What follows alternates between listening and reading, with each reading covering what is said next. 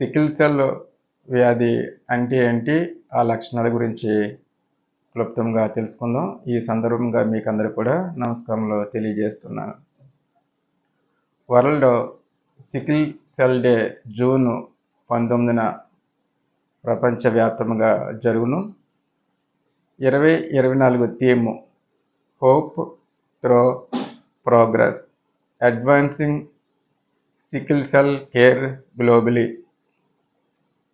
Sickle cell వ్యాధి తల్లిదండ్రుల నుండి వారసత్వంగా వచ్చే అవకాశం ఉన్నది. హీమోగ్లోబిన్ ఉత్పత్తి చేయడాన్ని సూచించే జన్యుపరమైన మార్పిడి వల్ల సికిల్ సెల్ వ్యాధి వస్తుంది. వ్యాధి లక్షణాలు క్లుప్తంగా చూద్దాం. హీమోగ్లోబిన్ స్థాయి తక్కువ ఉండటం వల్ల సికిల్ సెల్ ఎనీమియా వస్తుంది.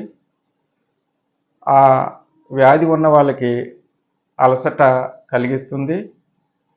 ప్లేహాన్ని అంటే స్ప్లీన్ మరి మార్పు వచ్చే అవకాశం ఉన్నది. కంటి సమస్య రావచ్చు. ఉదరం అంటే పొట్ట, ఛాతి భాగము, శరీరంలో రక్త ప్రవాహము తగ్గటం వల్ల తీవ్రమైన శరీరమైన నొప్పులు వచ్చే అవకాశం ఉన్నది. మరియు చేతులు కాళ్ళు వాపులు వచ్చే అవకాశం కూడా ఈ సికిల్ సెల్ ఎనీమియా వ్యాధిగ్రస్తులకు వచ్చే అవకాశం ఉన్నది. సికిల్ సెల్ ఎనీమియా నిర్ధారణ ఎలా చేస్తారో తెలుసుకుందాం.